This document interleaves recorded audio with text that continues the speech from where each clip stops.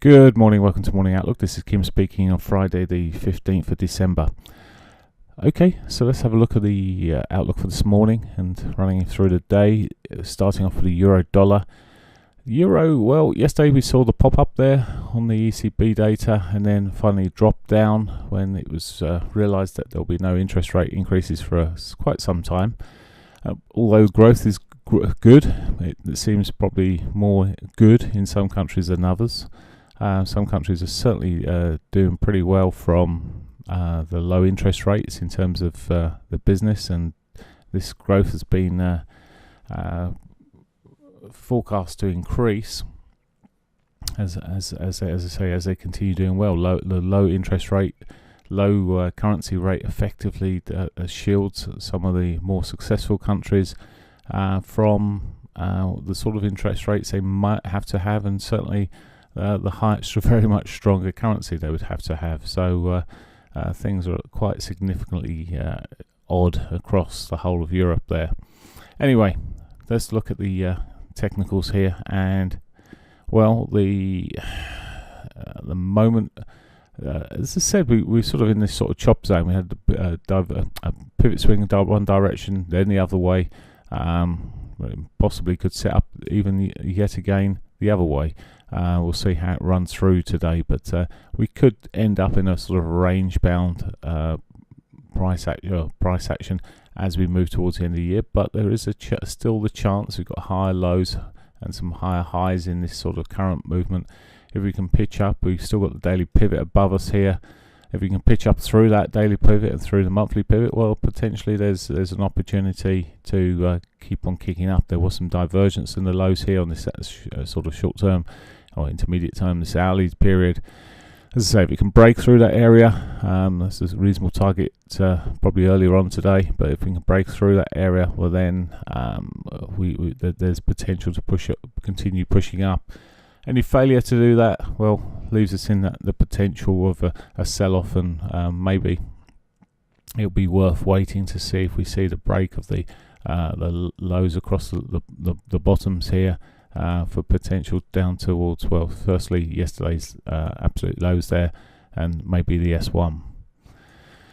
So that's how we're sitting there at the euro at the moment. Let's have a look at the pound. Well, the pound didn't do too bad yesterday. No interest rate increases and no real changes. And, well, very tight range relatively. Sitting around its weekly pivot at the moment. Holding up pretty well there. But really just consolidating.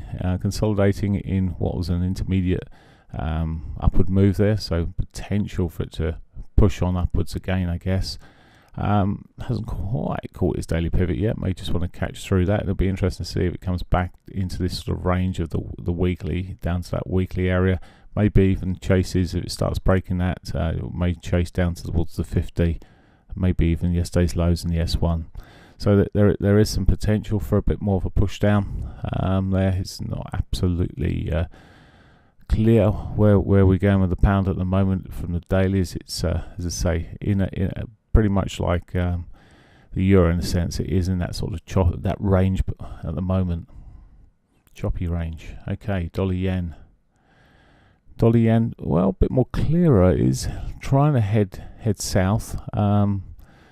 It's head downwards. It's put lower highs in, lower lows in this 4-hourly picture here, and when you come down to the hourlies, it's pretty clear in terms of the price action. Slow but bit clear. Yesterday it did manage to break there. It tested, went back, rallied back up and tested, and finally sold off down towards the S1. I would like to see the same sort of thing happen today. I want to see that pivot out of the way ideally first, but could be looking for a bit more of a sell. Range is the pivot's quite pinched today, so if it does hit that daily pivot, come off, maybe we'll see the S1 broken, a bit more movement to the downside if we see continued strengthening in the yen. I'm just looking here, bigger picture. Is there sort of some key levels around this area? It may just be wanting to head off the way. It's sort of from a daily perspective, may just want to be pushing back towards that 200 sort of zone. Okay, so looking on the weaker side for the US dollar there. Aussie dollar, US dollar, well, continues its push up at the moment, and yet another day. It's consolidated and messed around for most of yesterday, but still had the good push in the earlier session there, and it's, well, up to its R1 there at the moment on the monthlies. And, well, potential continuation really. It has got an untouched pivot, but at the moment it's still pushing up. It is slow and steady. It's not got the most sort of significant volatility, and certainly through the London session. If I come back, back to the hourlies there, you see a lot of the London session. For long periods, yes, we'd have the blips, but then long periods we have hardly any movement at all. But as a swing, it's still a good potential for further upside there. Okay, and the Canadian dollar.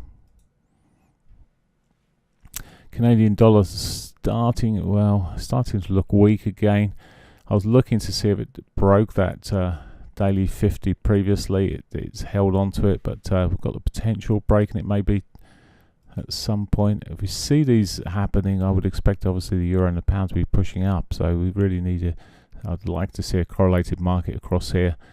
4 hourly, well, not a lot clear on that. Daily, hourly, we've hit the daily pivot. That's out of the way. You see the daily pivot's on here, and at the moment it looks like it's got potential to run down towards the daily S1. So certainly looking weaker at the moment for the US dollar against the Canadian dollar there. So that's it really. News-wise today is not a great deal. And it's also relatively low key. We've got an MPC speaker at 1:15 p.m. I should check, due to speak at the International Rome Conference on Money, Banking and Finance. Okay. Canadian manufacturing sales out 1:30. Empire State Manufacturing US data coming out 1:30. These are all very low. Capacity utilization rate in the US at 215 in industrial production. We'll probably see very little and very light movement around those factors.